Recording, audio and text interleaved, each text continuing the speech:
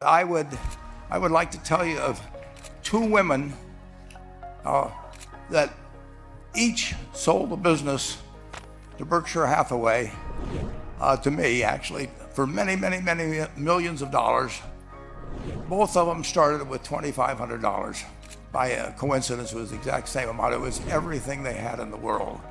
And one of them was a woman who landed in Seattle in 1917, couldn't speak a word of English, had a tag around her neck. The tag said, Fort Dodge, Iowa. The Red Cross got her to Fort Dodge, where she was reunited with her husband, who had come to the country a couple of years earlier. And she lived in Fort Dodge for 2 years, and as she put it, she felt like a dummy. She couldn't pick up the language. She couldn't learn a word. And so she and her husband decided to move to Omaha.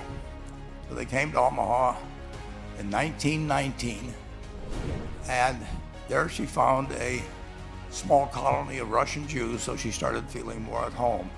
And then as her oldest daughter went to school, she would come home, this daughter, Frances, and she would teach her mother the words she'd learned in school that day.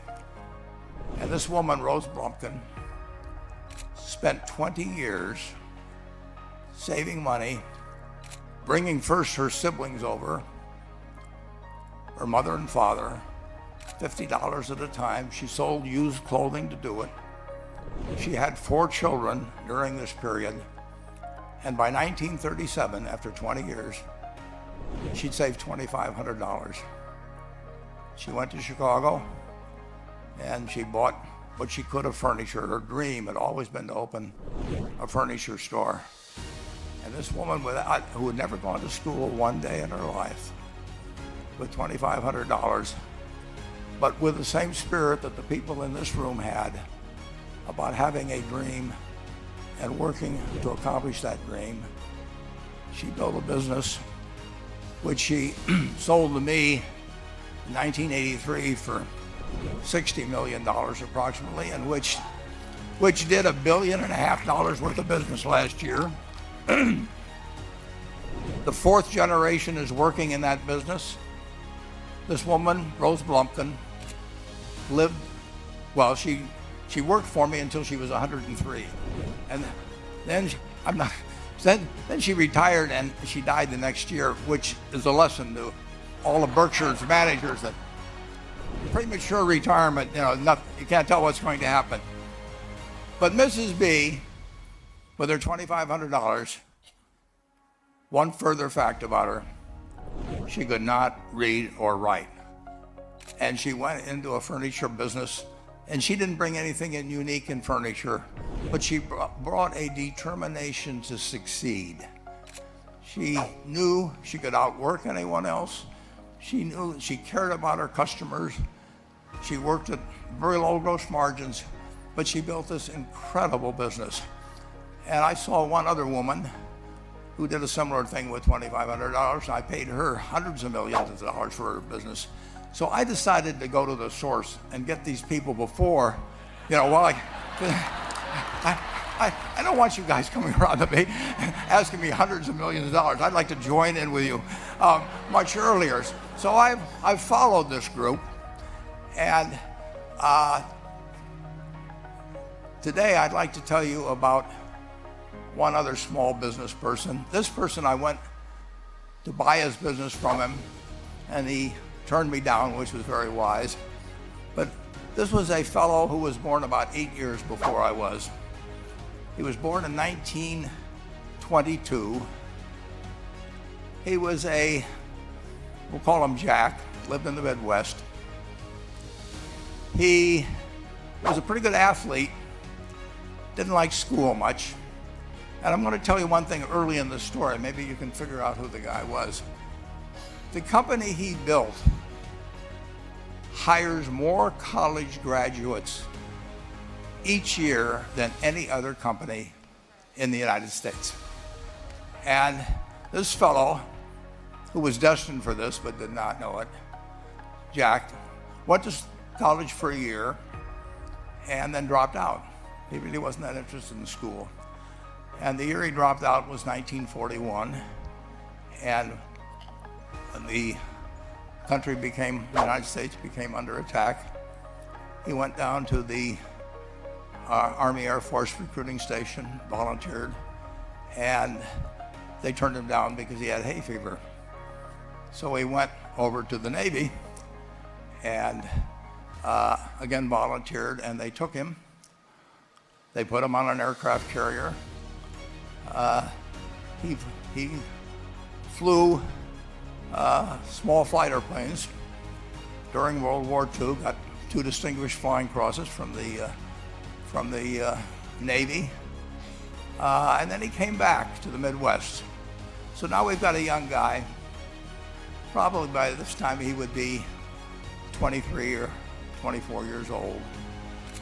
And the interesting thing is, he got back to the Midwest, and he actually kind of went from one job to another for a short period of, or not such a short period of time. And he finally became a used car salesman at a Cadillac dealership in St. Louis, Missouri. And at age 35, having moved up in the sales organization, he said to his boss, "Could I go into car leasing business with you?" The boss said, "Well, if you'll cut your salary in half and you'll come up with," I think it was $25,000, which he borrowed, "we can become partners in a car leasing company." So my friend Jack started at age 35 in the car leasing business. And he had 7 cars. It was pretty slow. In fact, one of the things he did was whenever the phone rang, he let it ring 3 or 4 times so people would think that he was very busy answering other phones. And of course, it was the only call he was going to get all day. So his first venture was okay, but it wasn't really going to go anyplace. And there's a lesson in this for all of us. At age 40, he decided, with 17 vehicles, 17 cars, he was going to go into competition in the rent-a-car business. So now he's taking on Hertz and Avis and National and people like that who have hundreds and hundreds of thousands of cars, and he's got 17 cars, and his cars aren't any different than theirs. I mean, he's buying them from General Motors or Ford or Chrysler, and he can't get the airport locations. Those companies have them all sold up. But he was determined that he would basically offer the customer, can't offer him a different car, but he can offer them friendlier service than they've ever seen. And so he started a company. He named it after the battleship that he'd flown from in the Pacific, which was the USS Enterprise. And he died about a year and a half ago. But when he died, his rent-a-car company, starting with those 17 cars, was worth more than Hertz and Avis and all the rest of the rental cars put together. The man's name was Jack Taylor, and his son, Andy Taylor, is a good friend of mine, runs the business now. A grandchild is in the business. They'll probably be a 4th generation along the line. So this man, in the United States, he didn't invent artificial intelligence. You know, he didn't do anything that, just like Mrs. B selling furniture, I mean, that any one of us could have entered those businesses. But he lived by the creed, basically, of delighting his customers and working with people and establishing the relationship with them so that they in turn would want to delight the customers. He couldn't go out there and take care of every rental car possibility, but he learned how to project himself and his attitude toward his fellow man and his desire, to make a friend out of every customer. He managed to take very ordinary cars and turn them into this extraordinary business from virtually nothing. And it illustrates several points. One is you don't necessarily get it right exactly right the first time. I mean, the car leasing business, basically you were competing on the cost of money to finance cars, and it's very hard to delight a customer when you just give them the car and tell them to send you a monthly check for 5 years and you'll be back at that time. So his talents were being wasted basically in that business. But at the age of 40, with all of that experience behind him, he found the golden key, and he took a very ordinary business and turned it into an absolutely extraordinary operation. And just like Mrs. B, or Rose Bumpkin did with furniture. And he didn't worry about whether the Federal Reserve was going to tighten or ease. He didn't worry about whether the stock market was up or down yesterday. He didn't worry about the things he couldn't change, but he did focus on the one thing he could change, and that was the customer's experience. And I have seen the one that got away, Enterprise. I went down to Florida and tried to talk him into selling to Berkshire, and he was smart enough not to do it. Probably the value of the company has quadrupled since I made that visit. But he was smart enough to see that he would find that business. Henry Ford, as you may know, failed twice before he started the Ford Motor Company in 1903. I mean, the test isn't whether you get the greatest business idea in the world the first time out. The test is whether you keep learning as you go along what your strengths are and what you can do for your customers, what you can bring especially to the party. And to do that, you need the education that I know you've received through 10,000 small businesses, but you need a genuine desire day in, day out to delight the customer. I've never seen a business, and I've seen a lot of businesses, but I've never seen one that delights the customer that doesn't succeed. I mean, what you want is that customer the next day when they think, do I want to rent a car or do I want to buy some furniture? What goes through their mind? It's the place where they've had a great experience. I don't know what I paid for this tie. Actually, probably if somebody gave it to me, but for the purposes of this speech, I will say I have no idea. But or the shirt I'm wearing, or this, but I do know. I will remember how I was treated when I bought it.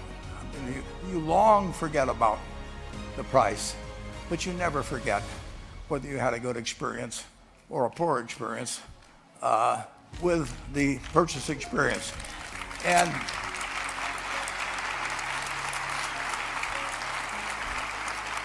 you'll have a hard time finding a person that's had a wonderful experience, a delighted experience in purchasing anything that isn't going to come back. And similarly, if the memory is of rudeness, indifference, whatever it may be, they're never going to come back. And as a small business owner, and as you grow, you have to not only be able to project that interest in people's well-being in delighting them yourself, but you have to do it through other people. And you won't be able to do it through people who themselves do not feel they're being fairly treated, that their views aren't appropriately considered. So you really do have to learn to multiply yourself through other people. And I advise the young people that come to Omaha. We have a number of classes. The key is to is to, certainly in terms of your personal life, the most important decision you'll make is the spouse that most of you will likely have. And it's very important to surround yourself with people that are better than you are. You are going to move in the direction of the people you associate with. So you constantly,